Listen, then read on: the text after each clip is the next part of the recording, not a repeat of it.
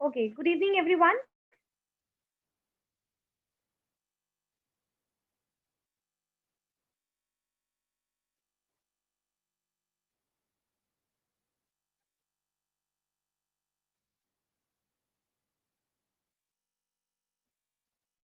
Good evening, everyone.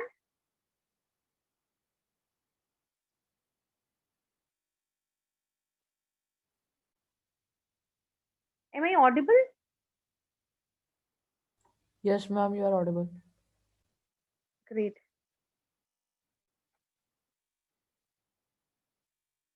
So, we have been doing this chapter electoral politics, isn't it?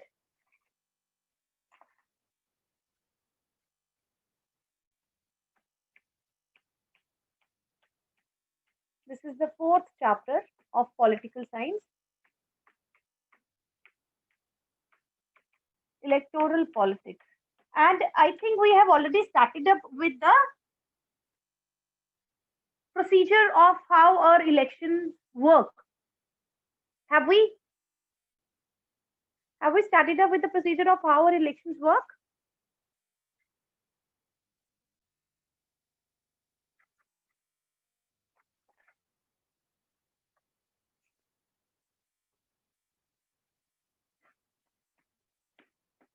What is the system of our elections? This we have already started, isn't it? सबसे पहले हमने देखा that how the whole country is divided into various constituencies. उसके बाद how and why reserved constituencies are made.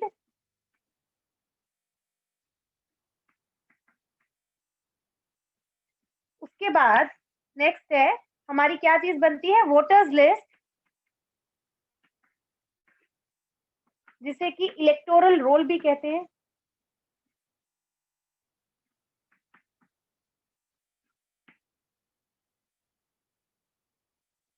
Are you all getting that? हमने ये सब किया है.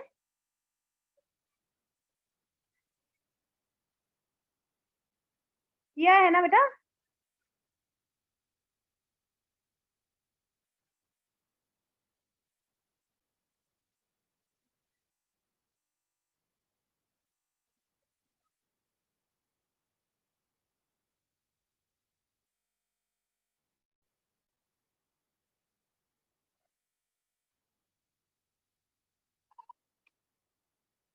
बेटा आपको आवाज आ रही है मेरी?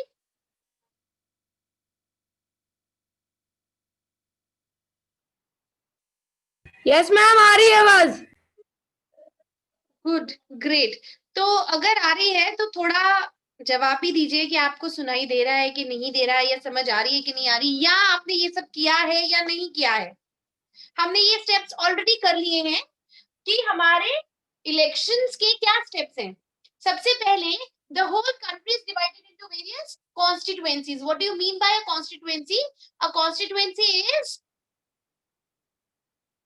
what is a constituency? It is an area, a geographical area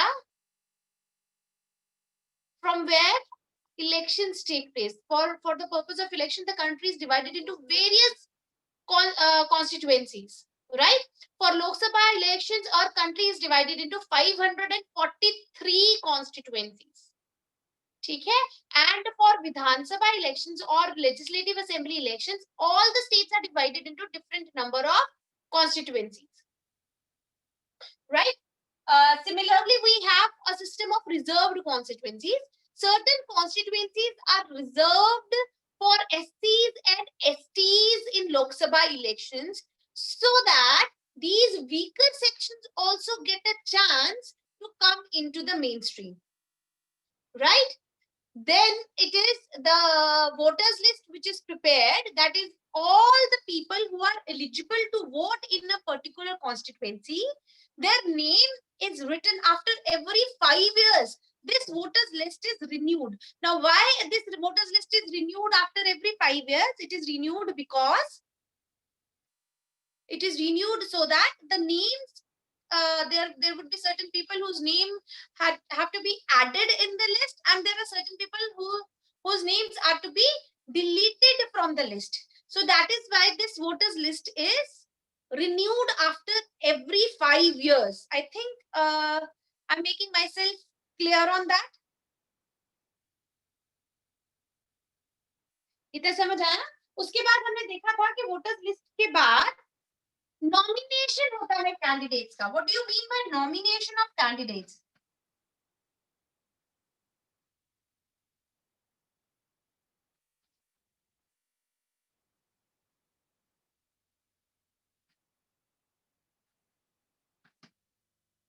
candidates का नॉमिनेशन होता है. नॉमिनेशन का मतलब ये है कि कैंडिडेट्स जो है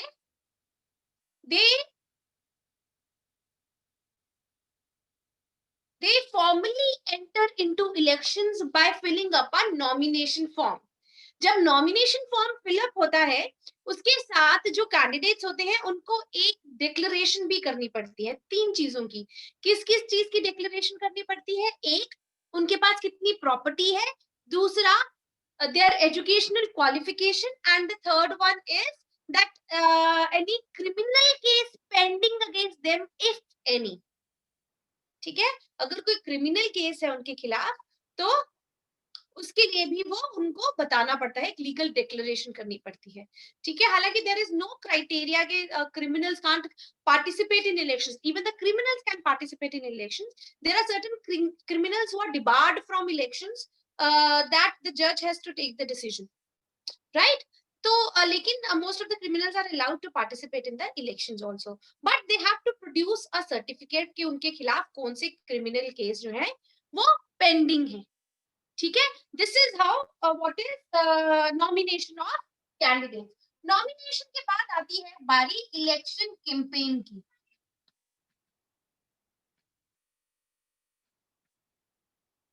इलेक्शन कैंपेन में हमने पिछली बार देखा कि कैसे election campaign is useful both to the voters as well as to the candidates. दोनों के लिए जो इलेक्शन कैंपेन है वो यूजफुल होती है. अब कैसे यूजफुल होती है इलेक्शन कैंपेन दोनों के लिए? जो वोटर्स होते हैं उनको मदद मिलती है कि वो जान पाए अपने कैंडिडेट्स को. ठीक है? This election campaign helped the voters to know their candidates and select the best candidate among what are available. ठीक है? हर एक पॉलिटिकल पार्टी, हर एक कैंडिडेट की पॉलिसीज, प्लानिंग्स, आइडियोलॉजी उसको जानने के लिए इलेक्शन कैंपेन करना बड़ा जरूरी है. और जो कैंडिडेट्स होते हैं उनके लिए क्यों यूजफुल होती है इलेक्शन कैंपेन? ताकि वो लोगों को मोटिवेट कर सकें कि भाई हमारे लिए वोट करो. ठीक है? अगर चुपचाप करके हमें हमारे पास लिस्ट आ जाती है भाई आप इसमें से किसी को वोट कर दो, तो हमें भी नहीं पता चलेगा भाई ये हम किस बेसिस पे इनको वोट करें.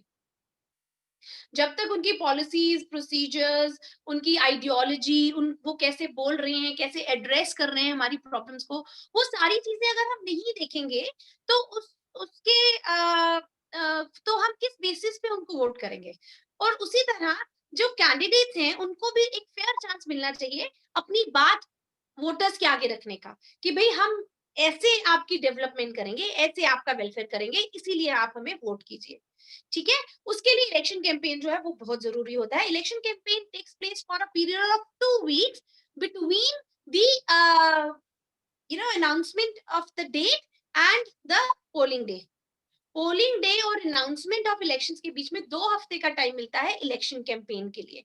ठीक है? लेकिन पॉलिटिकल पार्टीज और जो कैंडिडेट्स होते हैं ना वो बहुत देर पहले ही थोड़ा थोड़ा अपनी पॉलिसीज और प्रोसीजर्स के बारे में लोगों को बताना शुरू कर देते हैं और लोगों से वोट मांगने का काम शुरू कर देते हैं. ठीक है?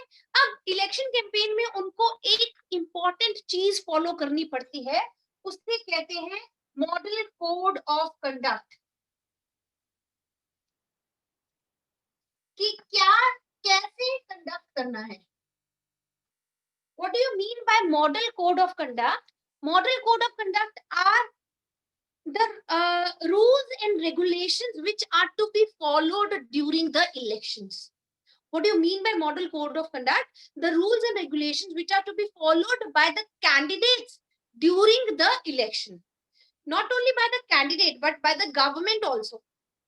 ठीक है, this model code of conduct is issued by the election commission. अब इलेक्शन कमीशन क्या है? इलेक्शन कमीशन एक इंडिपेंडेंट बॉडी है जो कि इलेक्शंस कंडक्ट करवाती है, ठीक है। वो इलेक्शन कमीशन जो है वो किसी पॉलिटिकल पार्टी के या किसी गवर्नमेंट के अंडर काम नहीं करती है, वो सीधा कॉन्स्टिट्यूशनल बॉडी है, सीधा कॉन्स्टिट्यूशन के अंडर काम करती है। जो कॉन्स्टिट्यूशन में रूल्स दिए गए हैं उनके अकॉर्डिंगली उसने काम करना है, ठीक है। अब election commission model code of conduct निकालती है कि पॉलिटिकल पार्टीज, पॉलिटिकल लीडर्स और गवर्नमेंट को कैसे काम करना है इलेक्शंस में, ठीक है। उनको कुछ फॉलो करने पड़ते हैं रूल। क्या रूल फॉलो करने पड़ते हैं? सबसे बड़ा रूल ये होता है कि आप किसी को भी रिलीजन या कास्ट के बेसिस पे वोट नहीं मांग सकते, ठीक है। आप किसी को ये नहीं कह सकते कि मैं हिंदू हूं और सारे हिंदू मुझे वोट दो, मैं मुस्लिम हूं सारे मुस्लिम मुझे वोट दो, ऐसे नहीं बोल सकते। जो भी कैंडिडेट ऐसा करेगा उसका कैंडिडेचर कैंसिल हो जाएगा, ठीक है, उसका कैंडिडेचर कैंसिल हो जाएगा। कास्ट के बेसिस पे कोई वोट नहीं मांग सकता। कोई ये नहीं कह सकता कि मैं राजपूत हूं मुझे वोट दो, मैं ब्राह्मण हूं मुझे वोट दो, मैं क्षत्रिय हूं मुझे वोट दो, ऐसा नहीं हो सकता। कास्ट के बेसिस पर भी वोट नहीं मांगे जा सकते, ठीक है। आप अपनी जो पॉलिसीज और प्रोसीजर्स हैं उनमें डायरेक्टली किसी कास्ट या किसी रिलीजन के बेसिस को हाईलाइट नहीं कर सकते, उनके बेसिस पे आप वोट नहीं मांग सकते। This is the beauty of secularism. क्योंकि हमारी कंट्री सेकुलर कंट्री है, इसीलिए हमने ये कोड ऑफ कंडक्ट में रखा हुआ है। दूसरी चीजें ये हैं कि हम किसी को थ्रेटन नहीं कर सकते, किसी को ब्राइब नहीं कर सकते, किसी को धमकी से वोट नहीं ले सकते, किसी को रिश्वत दे के उसका वोट नहीं ले सकते, ठीक है। समझ आ रही है आपको कोड ऑफ कंडक्ट? ठीक है, किसी को धमकी देके, किसी को रिश्वत देके हम किसी के वोट नहीं ले सकते। उसके अलावा हम लोग किसी गवर्नमेंट मशीनरी को यूज नहीं कर सकते। ये नहीं हो सकता कि सपोज अभी बीजेपी रूल कर रही है हमारी कंट्री पे, तो अगर इलेक्शन का टाइम है तो बीजेपी जो है वो इलेक्शन के लिए गवर्नमेंट व्हीकल्स यूज करेगी, गवर्नमेंट रिसोर्सेज यूज करेगी अपनी इलेक्शन कैंपेन के लिए। नहीं, जब भी बीजेपी को इलेक्शन कैंपेन करना होगा उसे अपने प्राइवेट व्हीकल यूज करने पड़ेंगे या प्राइवेट रिसोर्सेज यूज करने पड़ेंगे। गवर्नमेंट रिसोर्सेज यूज बिल्कुल नहीं होते इलेक्शन कैंपेन के लिए, चाहे वो पॉलिटिकल पार्टी पावर में क्यों ना हो, फिर भी वो गवर्नमेंट मशीनरी यूज नहीं कर सकती। These are certain model code of conduct which are to be followed by the candidates and the political parties during election campaign or during the election period.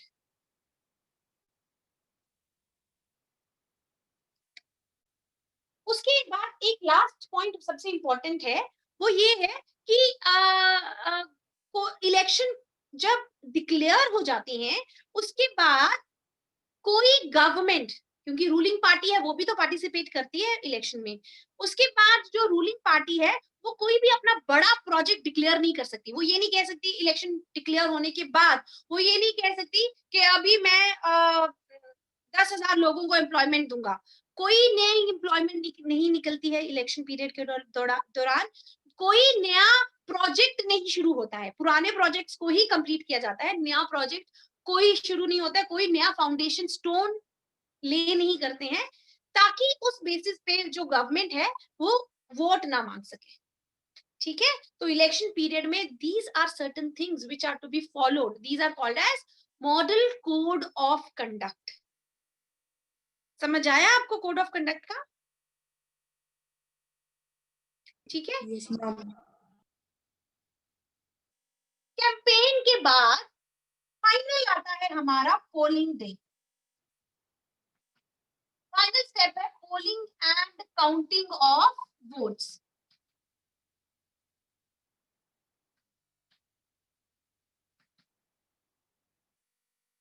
Polling करना, vote डालना। Polling का मतलब होता है अपना पोल, अपना वोट डालना। Polling day और वोटिंग डे, फाइनली आता है पोलिंग डे। अब पोलिंग डे वाले दिन आप सबको पता है वोट कैसे डाले जाते हैं। हर एक कॉन्स्टिट्यूएंसीज को छोटे छोटे वार्ड्स में डिवाइड कर दिया जाता है। हर वार्ड के लोग जो हैं, सपोज मेरा जो वार्ड है वो ये त्रिकुटा नगर का वार्ड है, तो मैं जाके गांधीनगर में वोट नहीं डाल सकती अपना। मेरा जहां पर नाम होगा, मुझे जो वार्ड अलॉट किया जाएगा जहां पर मैं रहती हूँ, उसी के आगे पीछे की जगह में मेरा एक पोलिंग बूथ होगा, वहीं जाके मैं अपना वोट डाल सकती हूँ। ये नहीं है कि मैं कहीं पे भी जाके वोट डाल दूं अपना, ऐसा नहीं होता है, क्योंकि हर एक पोलिंग बूथ के पास एक लिस्ट होती है, पोलिंग ऑफिसर्स होते हैं वहां पे जो इलेक्शन कंडक्ट करवा रहे होते हैं, उनके पास लिस्ट होती है, वो लिस्ट से आपका नाम मैच करते हैं और फिर आप अपना वोट डालते हो। ठीक है, so this is how elections are done, polling. ठीक है, जब आप इलेक्शन डालने, वोट डालने के लिए जाते हो, आप अपना एक आई कार्ड लेके जाते हो। वो अभी एपिक जो electronic election photo identity card है, वो अभी सबको नहीं मिला है, तो आप कोई भी अपना आइडेंटिटी प्रूफ लेके जाते हो, भी ये जो नाम लिखा है ये मैं ही हूँ। कोई भी आप अपना लाइसेंस, अपना आधार कार्ड, अपना पैन कार्ड कोई भी लेके जा सकते हो आईडी प्रूफ के लिए, वो लेके जाना मस्ट होता है। वो आप लेके जाते हो, उसके बाद वो जो इलेक्शन ऑफिसर होता है वो आपका नाम मैच करता है भी हाँ जी आप इसी पोलिंग स्टेशन के हो और एलिजिबल वोटर हो, आपके नाम के आगे टिक लगाएगा, आपको अगले डेस्क पे भेजेगा। अगले डेस्क पे आपकी वो स्लिप देखते हैं, अच्छा आपका आपका ये नाम है, आप ये वोट डालने आओगे, वो भी क्लिक करते हैं और आपके इंडेक्स फिंगर पे इंक लगाते हैं, मार्क लगा देते हैं कि भी आपने एक बार वोट डाल दिया। ठीक है, उसके बाद आप एक सीक्रेट बैलेट होता है, आगे पीछे उसका कर्टन होता है, कवर किया होता है, और वहां पे जाके पीछे जाके आप अपना वोट डालते हो। वोट दो तरह से डाले जाते हैं, एक बैलेट बॉक्सेस में बैलेट पेपर के साथ, दूसरा इलेक्ट्रॉनिक वोटिंग मशीन या ईवीएम के साथ।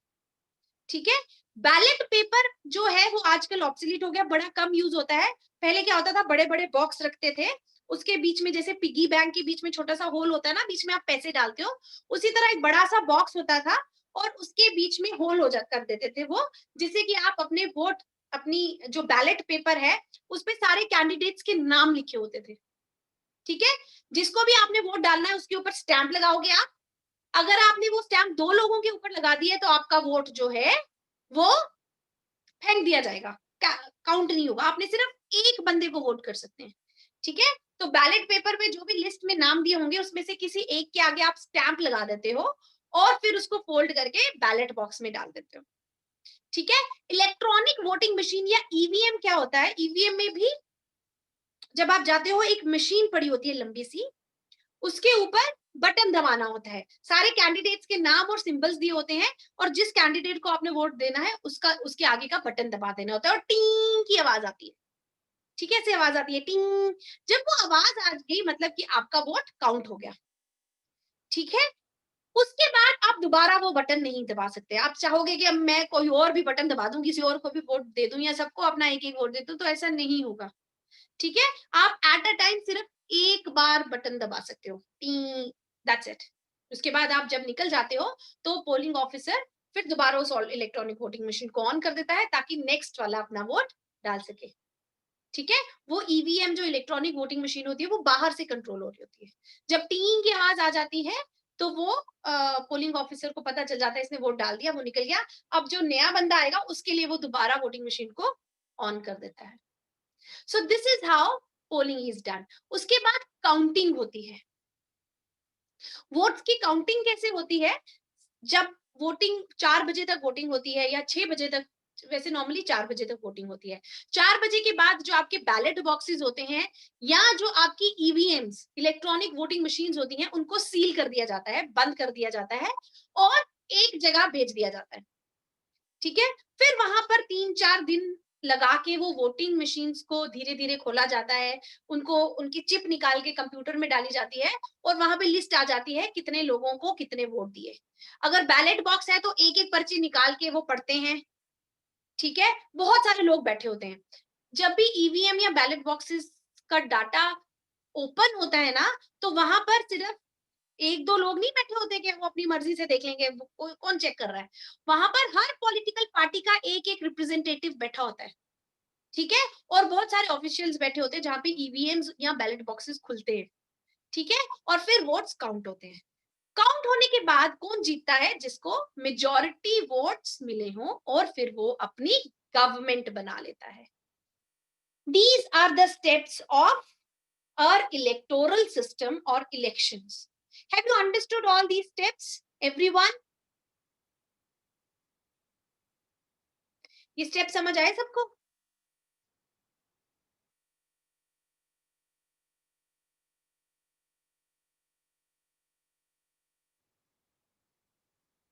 समझ आए बेटा सबको steps?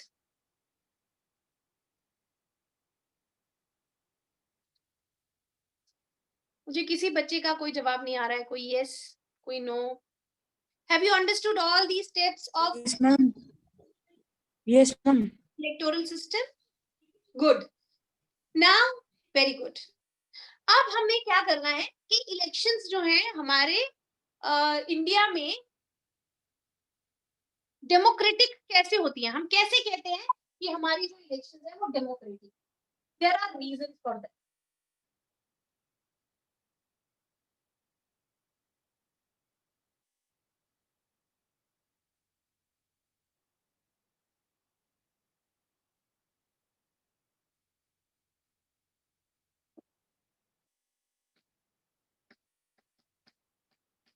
What make elections in India democratic?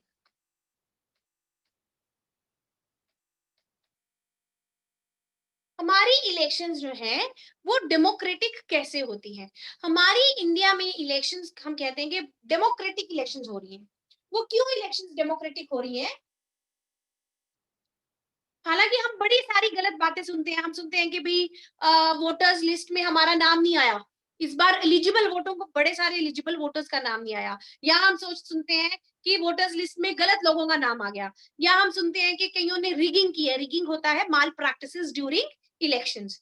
तो बड़ी जगह पे बूथ कैप्चरिंग हो गई है. बूथ कैप्चरिंग का मतलब है कि उन्होंने सारे वोट अपने नाम के डाल लिए किसी एक पॉलिटिकल पार्टी ने. ठीक है, तो ये सारी जो न्यूज है हम सुनते हैं, लेकिन फिर भी ये सारी बातें होने के बावजूद हम कहते हैं कि भाई हमारे इलेक्शंस का जो रिजल्ट है वो ठीक है. कभी ऐसा हुआ है कि हमारे इलेक्शंस का रिजल्ट लोगों ने एक्सेप्ट ना किया हो? कभी ऐसा नहीं हुआ. ऐसा कभी नहीं हुआ. क्यों ऐसा क्यों नहीं हुआ? क्योंकि हम सबको पता है कि चाहे छोटी मोटी न्यूज आती रहती है कि ये अच्छा नहीं हुआ, यहाँ पे गलती हो गई, यहाँ पे क्रिमिनल्स आ गए, यहाँ पे बूथ कैप्चरिंग होगी, यहाँ ब्राइबिंग होगी, यहाँ थ्रेटनिंग होगी, फिर भी ओवरऑल हमारे इंडिया की जो इलेक्शंस हैं वो डेमोक्रेटिक ही रहती हैं. There is a reason for that. सबसे बड़ा रीजन ये है that we have an independent election commission. Now what do you mean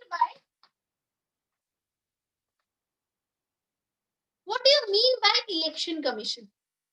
सबसे पहले तो हमें पता होना चाहिए इलेक्शन कमीशन क्या है, और उसके बाद हमें पता होना चाहिए कि इंडिपेंडेंट इलेक्शन कमीशन क्या है. ठीक है, तो इलेक्शन कमीशन क्या है सबसे पहले तो हमें ये पता होना चाहिए.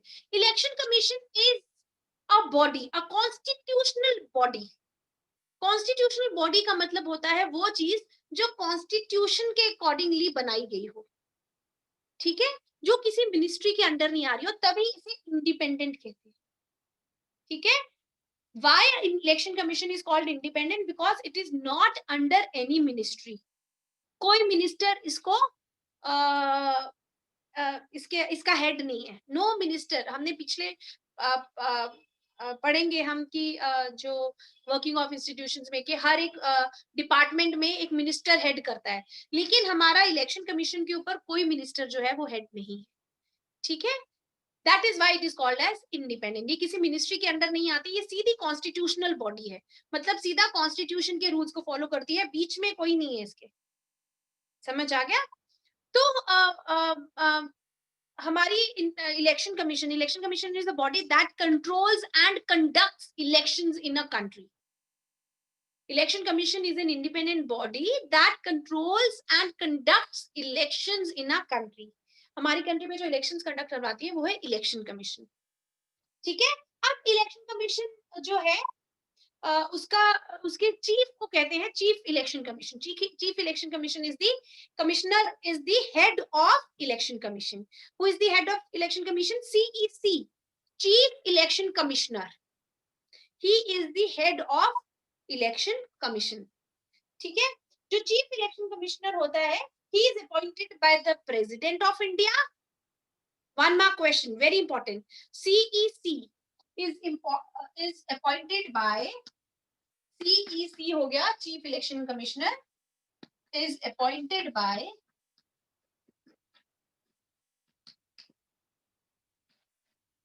the President. Or once he is appointed, he is not working under anyone, not even President. ठीक है. चीफ इलेक्शन कमिश्नर एक बार अपॉइंट हो जाए तो वो किसी के अंडर काम नहीं करता, वो इंडिपेंडेंटली काम करता है. ठीक है. he only follows the constitution, whatever is written in the constitution he follows that. अगर चीफ, आप पूछोगे कि आपकी मैम अगर चीफ इलेक्शन कमिश्नर अगर गलत कर रहा हो तो उसे कौन देखेगा? उसे हमारा सुप्रीम कोर्ट देखेगा. आपको पता है ना, सुप्रीम कोर्ट, कोई भी कॉन्स्टिट्यूशन के खिलाफ बात होती है तो सुप्रीम कोर्ट उस पर डिसाइड करता है. अगर चीफ इलेक्शन कमिश्नर कुछ गलत कर रहा है तो सुप्रीम कोर्ट उसे रोकेगा, उसको नोटिस देगा या उसे वार्निंग देगा कि भाई ऐसा मत करो, तुम गलत कर रहे हो, तुम ऐसा नहीं कर सकते, you have to change your decision.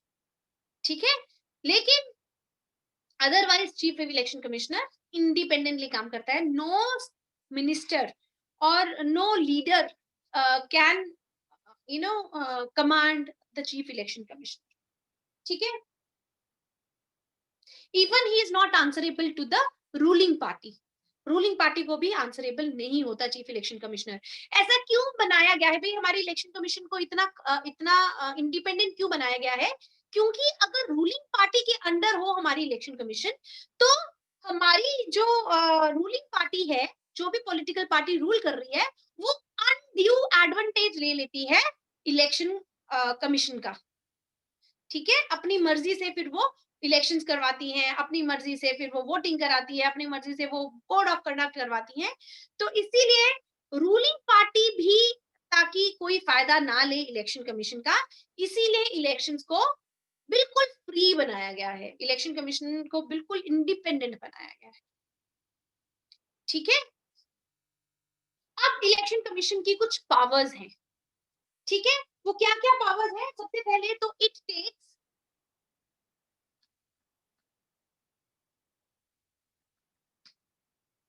सबसे पहली पावर है इलेक्शन कमीशन की कि conduct and control of elections. This is the first power of election commission. ठीक है. कि इलेक्शंस को कंडक्ट करवाना है और उनके जब कंडक्ट हो रही हो तो इलेक्शंस को कंट्रोल भी करना है ताकि कोई कुछ गलत ना कर सके. This is the first and the foremost power of election commission. दूसरा होता है इट इंप्लीमेंट्स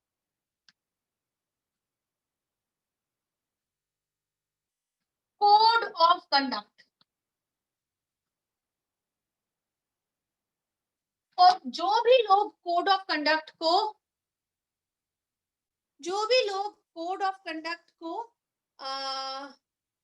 फॉलो नहीं करेंगे उनको इलेक्शन कमीशन पनिश भी करता है, उनके खिलाफ केस करता है, उनको पनिश करता है. This is the power of election commission. तो कोड ऑफ कंडक्ट जो हमने अभी पढ़ा थोड़ी देर पहले इलेक्शन कैंपेन के ड्यूरिंग जो फॉलो होते हैं, उसको कौन इंप्लीमेंट करता है? इलेक्शन कमीशन इंप्लीमेंट करती है. ठीक है. उसके बाद the next power of election commission is that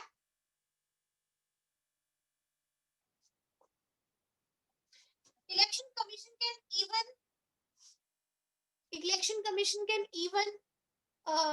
ask the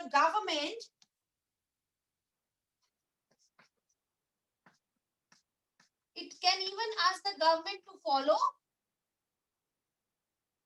guidelines. जो पावर में है, जो गवर्नमेंट है, जो रूल कर रही है कंट्री पे, इलेक्शन के दौरान इलेक्शन कमीशन उनको भी कहता है भाई तुम भी सारे गाइडलाइंस फॉलो करोगे. Even the prime minister, all the cabinet ministers, everyone has to follow the election guidelines. This is what the election commission does. उसके बाद इलेक्शन कमीशन का एक और बड़ा इंपॉर्टेंट पावर होती है, that the government officials work under election commission during the period of election.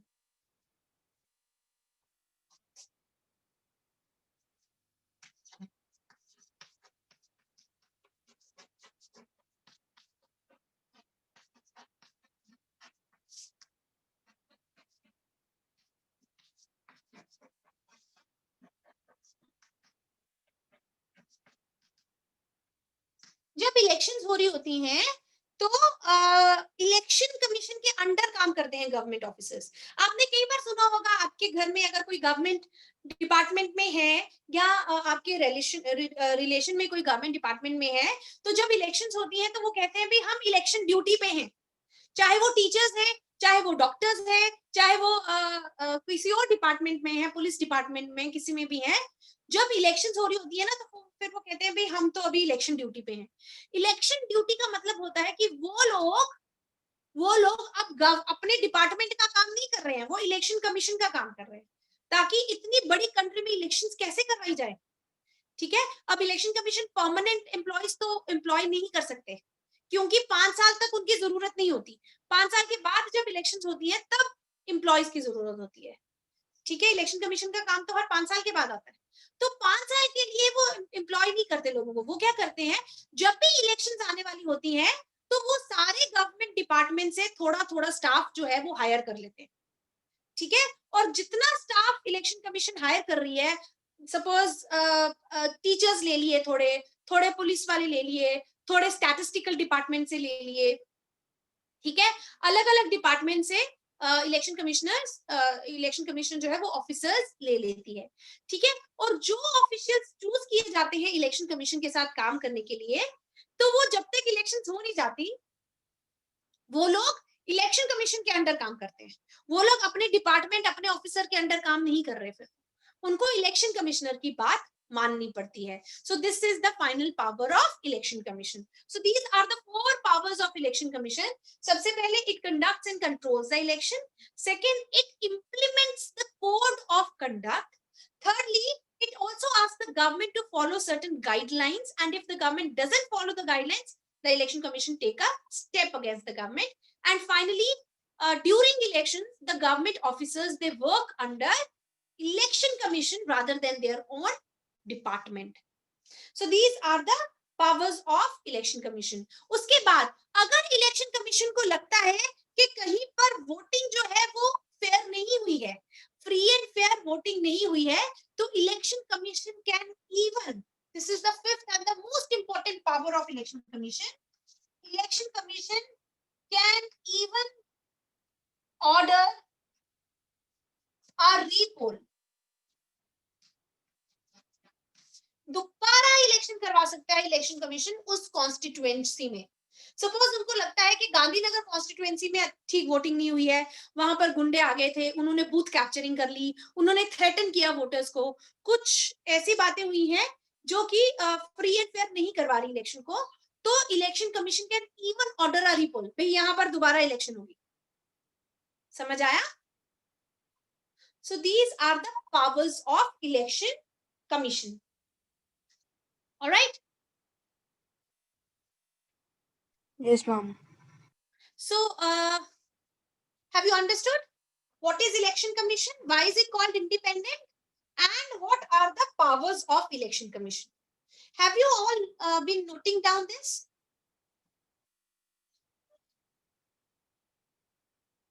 It is very important for you to note down the powers at least, because they are very important. Should I rub it or you are noting it down? आप screenshot भी ले सकते हो इसका अगर clear है तो. Yes, ma'am. I have taken that only. Ma'am, because of the network issue, ma'am. Good. Good. If the screen is clear, you can take a screenshot for about these powers of election commission. क्योंकि आपकी book में बहुत लंबी लंबी powers दी हुई हैं. अगर आप इस तरह से लर्न कर लोगे तो it would be very easy for you to explain them. कर लिया बेटा? Should I continue with the next topic? Yes, ma'am. Everyone?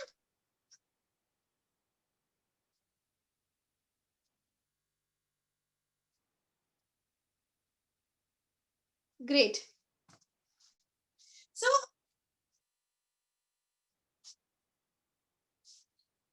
हम लोग पढ़ रहे हैं कि हमारी इलेक्शन जो है वो डेमोक्रेटिक है.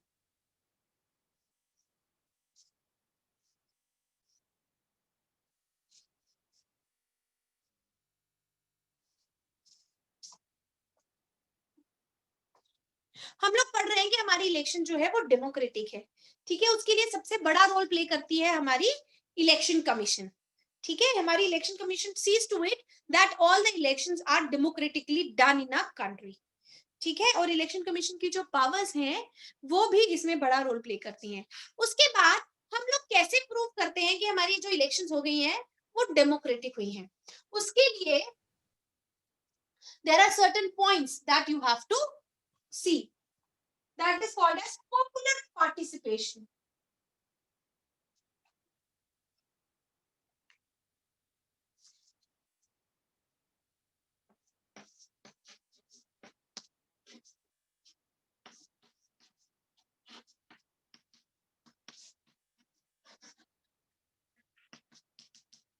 What is popular participation? कितने लोग पार्टिसिपेट करते हैं हमारी इलेक्शन में? अगर लोगों को लगे कि हमारी इलेक्शंस डेमोक्रेटिक नहीं हो रही, तो आपको लगता है इतने सारे लोग जो है वो डेमोक्रेटिक हमारी इलेक्शंस में पार्टिसिपेट करें? 65%, 70%, 75%, 80% तक पोलिंग होती है हमारे कंट्री में. ठीक है, और हमारी कंट्री में इतने सारे लोग जो वोट डाल रहे हैं, अगर उनको ये यकीन हो ना हो कि जो हमारी इलेक्शंस है वो डेमोक्रेटिक नहीं है, तो या उनको वो ये सोचे कि हमारी इलेक्शंस तो ऐसी होती है, कोई डेमोक्रेटिक नहीं है, तो आपको लगता है इतने सारे लोग वोट डालने आए? नहीं आएंगे. ठीक है, so popular participation of people is a proof that the elections which are being held in a country, they are democratic elections and people have a belief in the elections. They believe that the elections are democratic. उनको लगता है, उनको अगर लगता है तो definitely elections जो है वो डेमोक्रेटिक हैं. समझ आ गया? सबसे पहले है कि हमारा जो टर्नआउट है, टर्नआउट क्या होता है? नंबर ऑफ पीपल और percentage of people who are voting. Turnout क्या हो गया? It is a key term in your chapter. Turnout का मतलब होता है कितने परसेंट लोग जो है वो वोट करने आए हैं. How many have people have actually come to vote, that is the turnout. जो टर्नआउट है हमारी कंट्री इंडिया का is always increasing or constant.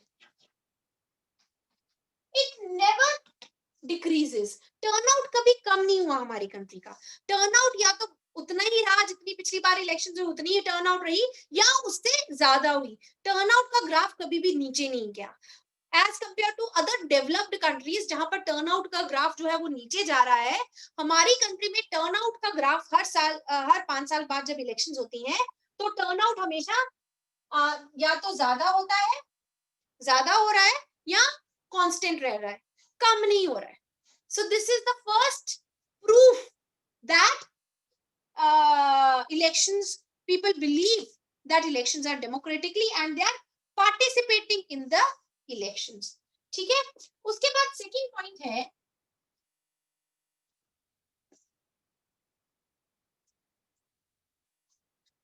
हमारी कंट्री में in India illiterate and unprivileged people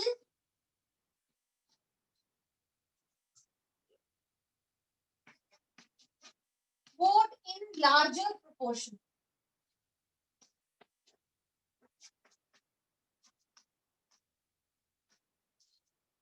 हमारी कंट्री में एक बहुत यूनिक फीचर है इलेक्शंस का कि जितने ज्यादा अनप्रिविलेज्ड और गरीब लोग हैं, इलिटरेट लोग हैं, वो लोग जो हैं वो ज्यादा वोट करते हैं rather than the literate ones and the privileged once.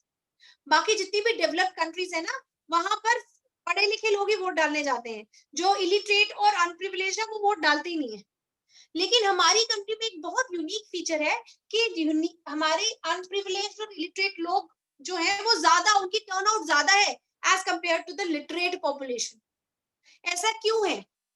What is the reason behind it? Reason ये है क्योंकि ये लोग सोचते हैं कि शायद हमारे वोट डालने से, हमारी पसंद की गवर्नमेंट आने से जो हमारी सिचुएशन है वो शायद हम लोग बेटर हो सके, हमारी सिचुएशन बेटर हो सके, इसीलिए वो वोट डालते हैं अपनी पसंद के लोगों को। They have such a faith in democratic elections in our country. This proves that the elections in our country are democratic. उसके बाद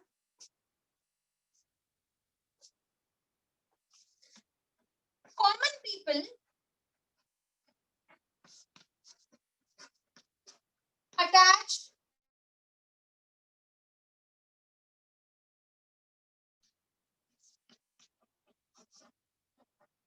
to elections. हमारे लिए इलेक्शंस बहुत इंपॉर्टेंट है, ठीक है।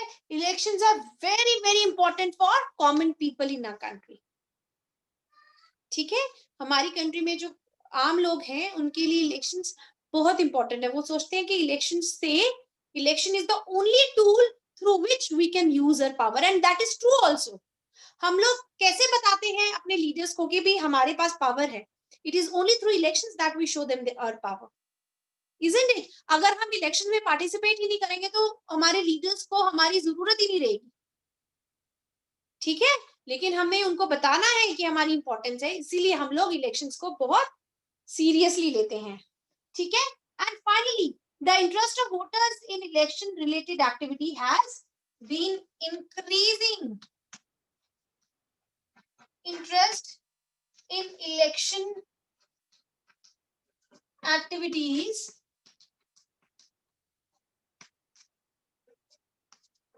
has been increasing. लोगों का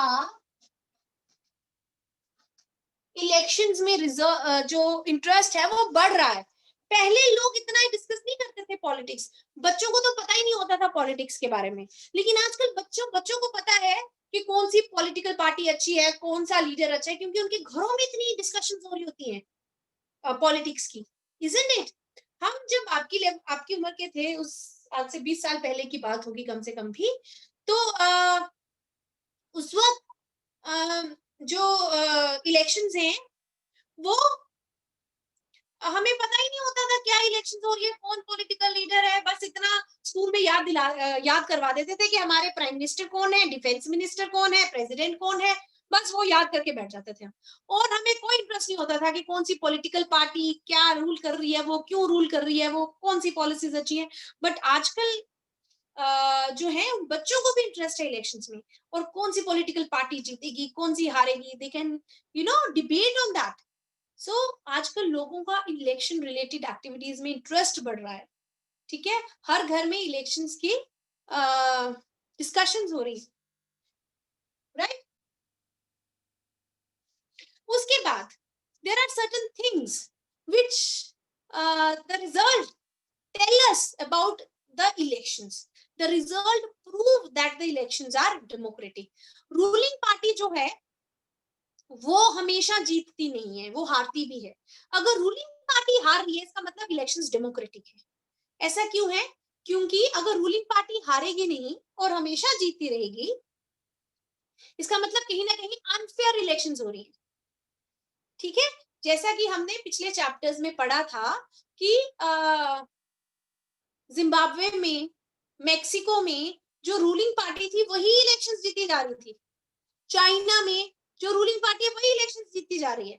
इसका मतलब कहीं ना कहीं कुछ अनडेमोक्रेटिक हो रहा है वहां पे। लेकिन हमारी कंट्री में रूलिंग पार्टी हमेशा इलेक्शंस नहीं जीती है। कांग्रेस जब रूलिंग में थी तो वो हार के बीजेपी आ गई, बीजेपी जब रूलिंग में थी फिर वो हार के दोबारा कांग्रेस आ गई, अब कांग्रेस दोबारा हार के बीजेपी आ गई है, ठीक है। अब नेक्स्ट टाइम बड़ा पता नहीं कौन जीतेगा, कांग्रेस या बीजेपी या कोई और, ठीक है। तो हमारे यहाँ पर रूलिंग पार्टीज भी हारती हैं। इसका प्रूफ है ये कि हमारी इलेक्शंस जो है वो डेमोक्रेटिक है। दूसरा, जो हमारे यहाँ पे इंकम्बेंट होता है, जो रूलिंग पार्टी होती है, हमारे यहाँ पे रूलिंग पार्टी जो इंकम्बेंट होते हैं एमएलएस, वो भी हारते हैं। ठीक है, वही सेम चीज फर्स्ट पॉइंट वाला ही है कि it proves that our elections are democratic. उसके बाद जब हम ये सुनते हैं कि हमारी ब्राइबिंग हो रही है, थ्रेटनिंग हो रही है वोटर्स को, लेकिन आपको पता है कि जितने भी ये जो क्रिमिनल्स होते हैं, ये जो ब्राइब करते हैं वोटर्स को, वो ज्यादातर इलेक्शन हार जाते हैं। लोग वो चाहे जितनी मर्जी ब्राइबिंग कर रहे हो, लेकिन फिर भी वो इलेक्शन हार जाते हैं, क्योंकि लोग उनको वोट नहीं डालते, क्योंकि लोगों को पता है कि अगर ये हमें ब्राइब कर रहे हैं, इसका मतलब they don't have the capability to rule upon us, to win the elections, to be better leaders. इसीलिए people don't vote for those people who bribe और थ्रेटन द वोटर्स। ठीक है, बहुत कम ऐसे चांसेस है जहां पर क्रिमिनल्स जीत जाते हैं या ऐसे लोग जीत जाते हैं जो माल प्रैक्टिसेस यूज करते हैं। They usually lose the elections.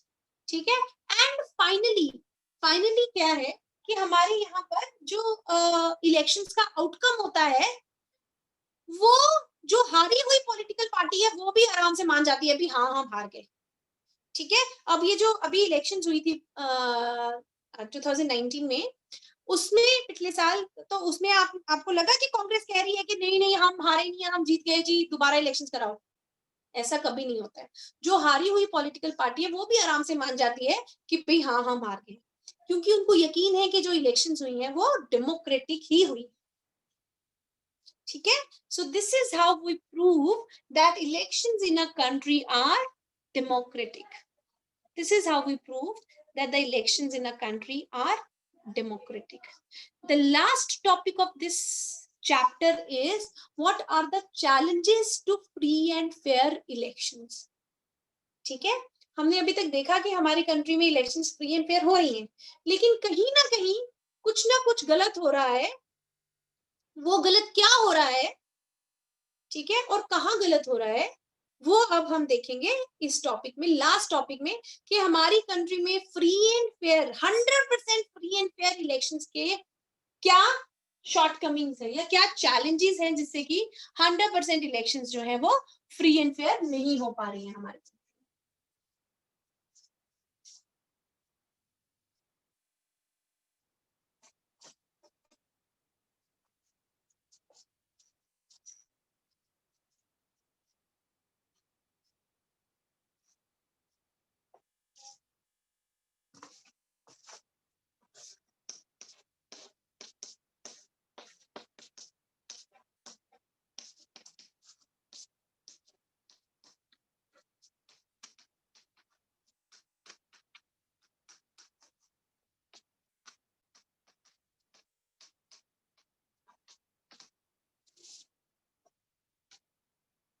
What are the challenges to free and fair elections?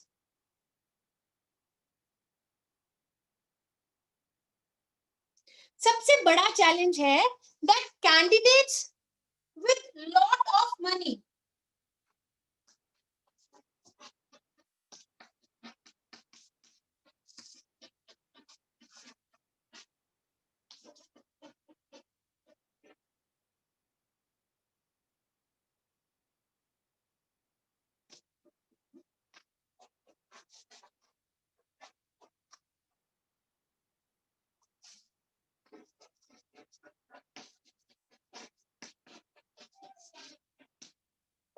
candidates with lot of money have an unfair advantage over the smaller parties.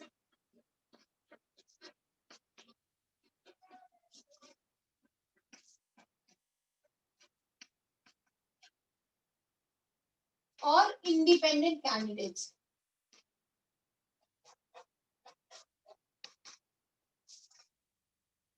Jin candidates के पास पैसा है, जिन political parties के पास पैसा है, उनके पास तो obviously unfair advantage तो है ही है। वो इसका क्या मतलब है कि जिनके पास पैसा है वो ज्यादा रैलीज कर सकेंगे, जिनके पास पैसा है वो ज्यादा लोगों तक अप्रोच कर सकेंगे, जिनके पास पैसा है वो बड़ी अपने बैनर्स बनवा सकेंगे, हर जगह बैनर्स छपवाए हुए हैं, बहुत सारे लोगों को पेमेंट के साथ पैसे दे रहे हैं, भी तुम हमारा प्रचार करो या हमारे लिए हमारी कैंपेन करो, इलेक्शन कैंपेन में हमारी मदद करो। लोग पेड लोगों को रखा होता है उन लोगों ने।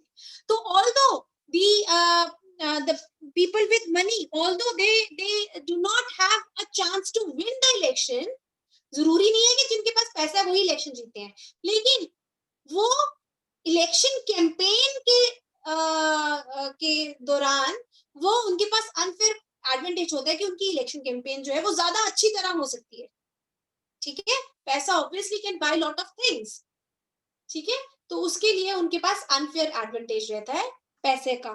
तो उसकी जो चैलेंज है उससे कैसे मीट करते हैं, हमारी कंट्री में बोला गया है कि 10 लाख से ज्यादा पैसे रुपए जो हैं वो एक पॉलिटिकल पार्टी नहीं खर्च कर सकती है विधानसभा की इलेक्शन के लिए, और 25 लाख से ज्यादा पैसे जो हैं रुपए जो है वो लोकसभा की इलेक्शन के लिए नहीं खर्च कर सकते हैं।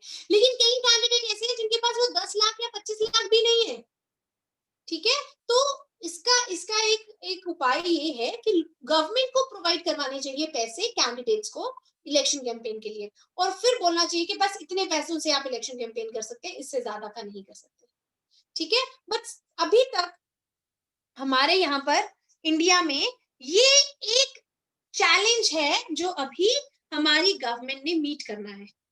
ठीक है, this is the challenge in front of our elections कि हमारी इलेक्शंस में जिन कैंडिडेट्स या पॉलिटिकल पार्टीज के पास ज्यादा पैसा है, वो चाहे वो जीतने की श्योरिटी नहीं है उनको, लेकिन अनफेयर एडवांटेज तो उनके पास है कि पैसे हैं उनके पास। ठीक है, उसके बाद candidates with criminal connection may not be sure of winning the election, but candidate with criminal election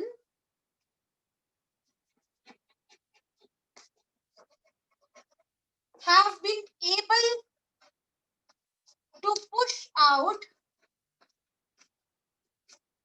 other candidates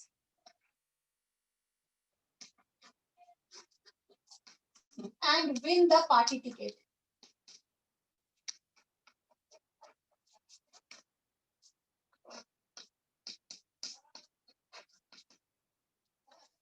Jin candidates के पास क्रिमिनल कनेक्शन है या जो क्रिमिनल है या जो बहुत बड़े गुंडे हैं, वो क्या करते हैं कि वो जो ऐसे शरीफ से कैंडिडेट्स होते हैं ना, उनको कहते हैं भाई तुम हटो, इलेक्शन टिकट हमें मिलेगा। टिकट हमने समझा था ना पिछले लेक्चर में, टिकट क्या होता है, जब कोई पॉलिटिकल पार्टी आपको सपोर्ट करती है किसी इलेक्शन में, उसे कहते हैं टिकट लेना। ठीक है, तो अगर जिनके पास क्रिमिनल कनेक्शन है या जो बहुत बड़े गुंडे हैं, उन वहां पर क्या होता है कि वहां पर जो क्रिमिनल कैंडिडेट्स हैं, वो जो बेचारे शरीफ कैंडिडेट हैं, उनको डरा धमका के उनको कहते हैं भाई तुम हट जाओ और पार्टी टिकट हमें मिलेगा। So they are not, although they are not able to win the elections, but still they are able to secure the party ticket. उनको पार्टी टिकट मिल जाता है। ठीक है, उसके बाद एक और बहुत बड़ा डिसएडवांटेज है हमारी कंट्री में, चैलेंज है कि जो फैमिलीज, हमारे कई पॉलिटिकल पार्टीज ऐसी हैं जहां पर फैमिलीज जो हैं वो राज कर रही हैं। कांग्रेस में गांधी फैमिली, ठीक है, नेशनल कॉन्फ्रेंस में अब्दुल्ला फैमिली, हो रहा है कि नहीं हो रहा, वहां शिवसेना में ठाकरे फैमिली। तो क्या हो रहा है कि इन पॉलिटिकल पार्टीज में एक पर्टिकुलर फैमिली जो है वो हमेशा राज कर रही है, जो कि गलत है, जो डेमोक्रेसी में गलत होता है। ठीक है, इससे इंटरनल जब तक पॉलिटिकल पार्टीज में इंटरनल डेमोक्रेसी नहीं होगी तो वो डेमोक्रेटिक इलेक्शंस कैसे लड़ेंगी। ठीक है, सपोज मेरी पॉलिटिकल पार्टी है और मैं चाहती हूँ भी मेरे बाद मेरा बेटा जो है वही मेरे पॉलिटिकल पार्टी का हेड बने, चाहे मेरा बेटा इस काबिल है या नहीं है, फिर भी मैं चाहती हूँ। कांग्रेस के साथ क्या प्रॉब्लम चल रही है आजकल, although Rahul Gandhi is not capable of being a political leader, he might be a very good person, he might be a very intelligent person, but as a political leader, he might not have those capabilities in him, but the Gandhi family is very much after making only Rahul Gandhi as the president of the Congress party. इसी के कारण Congress party को इतना loss हो रहा है, समझ आ रही है? तो ये चीजें गलत है हमारे इंडिया में। जो पॉलिटिकल पार्टीज है, कई political parties, some families tend to dominate political parties. This is another challenge in front of some families.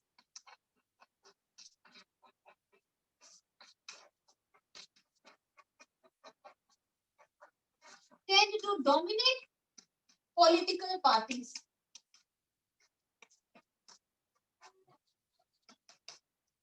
Political parties. Yes, Nikhil, you're right.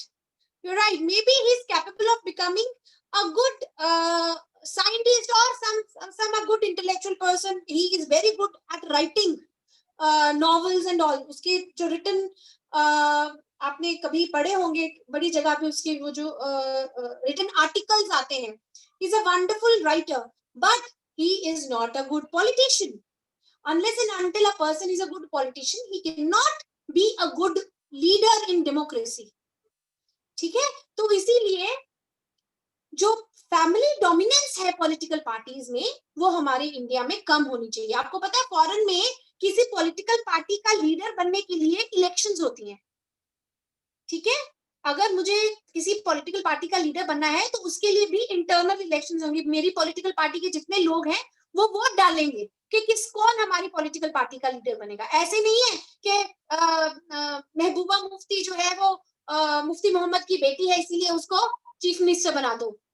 गलत है ये, ठीक है? तो उसके पास उतनी कैपेबिलिटीज भी होनी चाहिए, ठीक है? तो this is another challenge in front of elections और इलेक्टोरल प्रोसेस।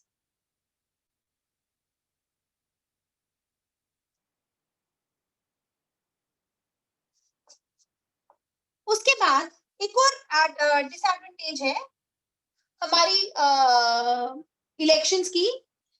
वो क्या है कि इलेक्शंस ऑफर लिटिल चॉइस।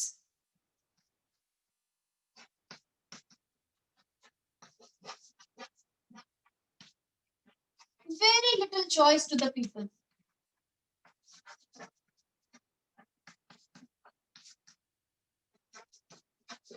इसका क्या मतलब है कि लोगों के पास चॉइस ही नहीं है, क्योंकि सारी पॉलिटिकल पार्टीज सेम लग रही हैं, ठीक है? मैं एनसी को वोट दूं, मैं पीडीपी को वोट दूं, मैं किसको वोट दूं मुझे नहीं पता, सारी पॉलिटिकल पार्टी सेम लग रही हैं, ठीक है? मैं तृणमूल कांग्रेस को वोट दूं, मैं क्या कहते हैं उसको,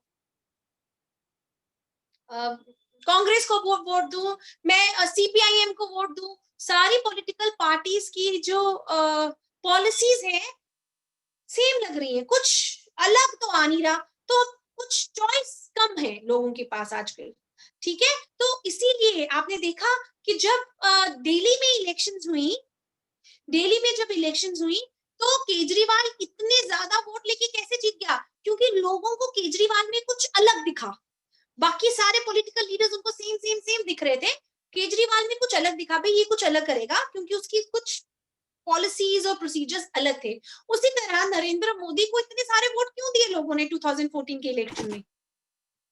क्योंकि इतने सालों से उनको लग रहा था सारी पॉलिटिकल पार्टी सेम है, एक ही जैसे लीडर्स आ रहे हैं, लेकिन नरेंद्र मोदी में उनको कुछ अलग लगा कि इसकी पॉलिसीज और प्रोसीजर्स अलग हैं, शायद ये हमें अलग डेवलपमेंट ज्यादा अच्छी तरह करवा सके या व्हाटएवर। तो लोगों को जब कुछ अच्छा दिखता है, कुछ अलग दिखता है, तो वो उसको वोट देना चाहते हैं। लेकिन आजकल क्या चल रहा है कि आजकल जितनी भी पॉलिटिकल पार्टीज हैं उन सब में ऑलमोस्ट सेम चल रहा है जो पॉलिसीज और प्रोसीजर्स हैं, इसीलिए लोगों के पास चॉइसेस कम है। और finally the last challenge towards free and fair elections in a country is that smaller political parties and independent candidates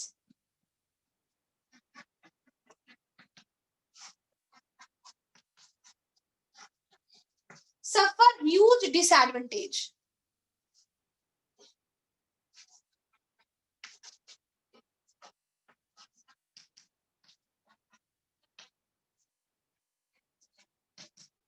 कोई छोटी नई पॉलिटिकल पार्टी जब आती है या कोई इंडिपेंडेंट कैंडिडेट खड़ा होता है जो which is not backed up by any political party, obviously इतनी बड़ी कंट्री में उनका कुछ ना कुछ डिसएडवांटेज रहता है। उनको लोग जो है वो पहचान ही नहीं पाते हैं, कि उनको भरोसा ही नहीं हो पाता कि वो भी कुछ कर सकेंगे, इंडिपेंडेंट कैंडिडेट्स या स्मॉलर पॉलिटिकल पार्टीज भी कुछ कर सकेंगी। तो ये एक चैलेंज है। So these are the 5 challenges to free and fair elections in a country. The first is that candidates with having money, they have an unfair advantage. Second, candidates with criminal connection are able to push the other candidates out of the process and secure the party ticket. Third is that some families tend to dominate the political parties. Then elections offer very little choice to the people. And finally, smaller political parties and independent candidates suffer huge disadvantage. So these are certain challenges to free and fair elections in India. With this, we complete our chapter, electoral politics. Right? Have you all noted down these points? Have you all noted down these points? Yes, ma'am. Good. Now, I am going to end up the class here, but next time we are going to start up with the, do you want a brief introduction of climate? Or should we start it in the next week only? 5:15 ho rahe hain. Tell me. Next week.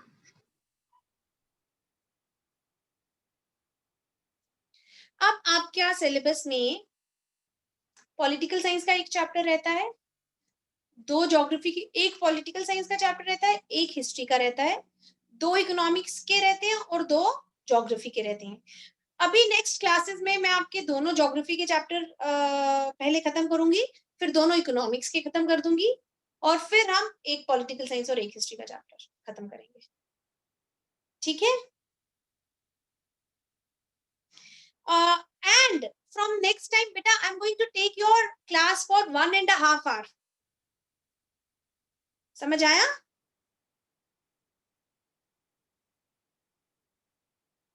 अगले time से मैं आपकी 1.5 घंटे की class ले रही हूँ। ठीक है? तो हम जो चैप्टर स्टार्ट कर रहे हैं क्लाइमेट, तो although it is a big chapter, but it is only going to take us 2 weeks to complete that chapter. 2 lecture में कंप्लीट हो जाएगा, क्योंकि मैं नेक्स्ट टाइम से 1.5 घंटे की क्लास ले रही हूँ। ठीक है? Am I clear? So what do you want? You want me to start up the chapter today only, or should I start it next week? Next week. Next week? All right. ठीक है बेटा, तो let me end up this class now. Thank you everyone. Thank you, ma'am. Thank you बेटा.